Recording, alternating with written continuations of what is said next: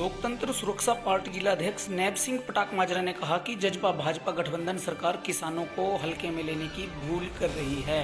नैब सिंह ने लोसूपा सुप्रीमो एवं पूर्व सांसद राजकुमार सैनी के आवास पर पत्रकारों से बातचीत करते हुए पीपली मंडी में किसानों पर हुए लाठीचार्ज को निंदनीय करार दिया। उन्होंने कहा कि गृह मंत्री अनिल विज का वह बयान दुर्भाग्यपूर्ण है जिसमें उन्होंने लाठीचार्ज से इनकार किया है। उन्होंने सरकार से मांग की कि सरकार किसानों पर दर्ज मुकदमे वापस लें और लाठीचार्ज की जांच कराए।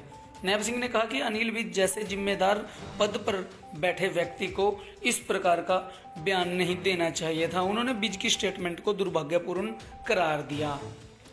नैब सिंह पटाक माजरा ने डिप्टी सीएम दुष्यंत चौटाला पर भी बरसते हुए कहा कि दुष्यंत ट्रैक्टर लेकर लोकसभा में जाकर सुर्खियां बनते थे और राजनीति करते थे।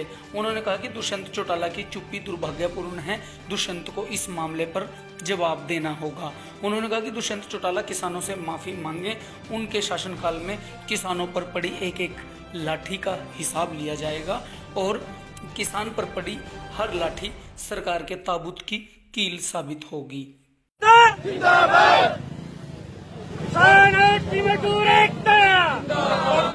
देखिए, ये बहुत बुरा होया। हम इसकी पूरी निंदा करते हैं। हम मौके पे ही थे जिस समय लाठीचार्ज हुई। वो हाल देखने लायक नहीं थे, किस तरीके से पुलिस दौड़ दौड़ करके लठ बरसारी थी, सिर फाड़ दिए कईयों की टांगें तोड़ दी। तो ये देखने लायक सीन नहीं था और पहली बार देखा हमने किस तरीके से किसान, लेकिन किसानों का जो जोश था वो भी देखने लायक था। भारतीय जनता पार्टी ने पूरा रोकने का प्रयास किया कि किसान इस मुद्दे पे यहाँ पे इकट्ठे ना हों, लेकिन किसान लाखों की तादाद में पूरे शांतिपूर्ण तरीके से अपनी बात रखने के लिए, अपनी मांग रखने के लिए यहाँ पे इकट्ठे हुए और किस तरीके से सरकार ने उनके साथ व्यवहार किया। इससे ये लगता है कि ये किसान विरोधी है, बिल्कुल किसानों को भूल गई। जो इसका देश का अन्नदाता है, इस देश को बचा रहा है, इस देश को पाल रहा है, उसके खिलाफ साबित होती है पार्टी। गुरनाम सिंह चुड़ूनी समेत कई लोगों पर केस दर्ज किए गए हैं। मैं ये भी कहता हूँ कि सरकार ने जितने किसान नेताओं के पास ये पर्चे दर्ज किए उनको वापस ले, नहीं तो किसान इतना तक चैन से नहीं बैठेगा, इतना तक उनकी मांगे नहीं मानी जाएगी। कांग्रेस सक्रिय हो गई है एकदम। सुरजेवाला, हुड्डा और शैलजा कुरुक्षेत्र में आके प्रेस कॉन्फ्रेंस करते हैं, सरकार को घेर रहे हैं। ये तो राजनीति कर रहे हैं। अभी अब किसान इकट्ठे हो गए हैं, अब ये उनका भी राजनीति करने के लिए वो लोग बीच में आए। नहीं, किसान से उनको क्या ले देना कांग्रेस पार्टी। आपकी पार्टी का क्या इस मामले पे स्टैंड है? लोकतंत्र सुरक्षा पार्टी किसान के साथ है और मैं जितने भी अब तक के प्रदर्शन किसानों के चल रहे हैं, मैं हमेशा साथ रहा हूँ। गांव-गांव में जाकर के रैली के लिए हमने जाके प्रचार किया और ट्रालियाँ भर भरवा करके हमने पूरा इसमें प्रयास किया कि पूरे अपने किसानों को समझाया कि ये हमारा आंदोलन है, तो और उस टाइम तक चैन से नहीं बैठेंगे जब तक हमारी मांगे पूरी नहीं होंगी। जजपा भाजपा सरकार इस मामले पे अलग अलग बयान दे रही है, दिग्विजय निंदा कर रहे हैं, अनिल विज कहते हैं कि कोई लाठी नहीं चली। हाँ, मैंने भी सुनी है। अभी देखो कितना बड़ा मंत्री, इतना बड़ा तांडव हो गया, किसान की चोट को चोट भी नहीं मान रहे। सरेआम लाठीचार्ज हुई, सबको पता है भी हरियाणा प्रदेश के अंदर कितना बड़ा कांड हो चुका है और मंत्री बोल रहे किसी को लाठी नहीं लगी, कोई पर्चा दर्ज नहीं हुआ। रोते रहे किसान, सिसकते अपने घर चले गए, किसी ने पर्चा दर्ज कराया नहीं, किसी ने मेडिकल नहीं कटवाने की कोशिश करी। अगर भी अपना बदला लेंगे सरकार से, लेकिन बोल रहे हैं कि हाँ इसमें तो कोई पर्चा दर्ज नहीं, कोई आया ही नहीं है, कहा किसी लाठीचार्ज नहीं हमने किया है। और जजपा कहाँ गया वो दुष्यंत चौटाला जो ट्रैक्टर ले लेकर के इन किसानों को ले लेकर के आया करता था। अब किसान भूल गया बिल्कुल वो राज माने के, सत्ता में आने के बाद जो बैठा है पूरा लूट रहा है इस टाइम पूरे डिपार्टमेंटों को। आड़तियों का कट लग गया है मॉइस्चर के नाम पे प्रति क्विंटल के हिसाब से। ये देखिए, पता नहीं किस तरीके का सिस्टम है। आड़तिया क्या दोष है?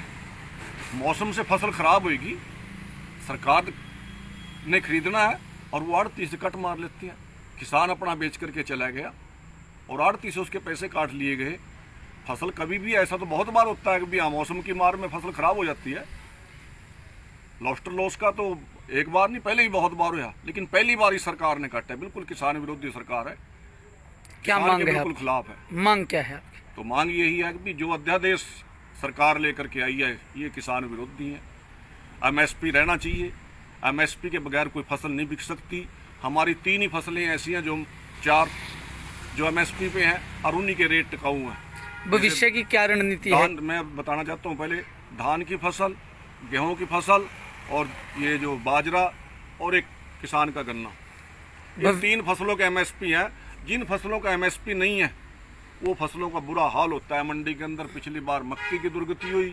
अगर ये अभी जीरी चल चुकी है, सरकार ने एमएसपी लागू नहीं करेगा, जो एमएसपी नहीं है 1100-1200 रुपये जीरी बिक रही है इस टाइम। ये चाहती है किसान के हालात, जो 1900 रुपये के करीब जीरी का रेट है वो 1100-1200 रुपये बिक रही। आय दुगनी करने का दावा कर रही है। मैं बता रहा हूँ आय दुगनी ऐसे होगी ना, इस तरीके से आय दुगनी होगी। अगर एमएसपी से आधे रेट के पर फसल बिकेगी, ऐसे एमएसपी होगी क्या?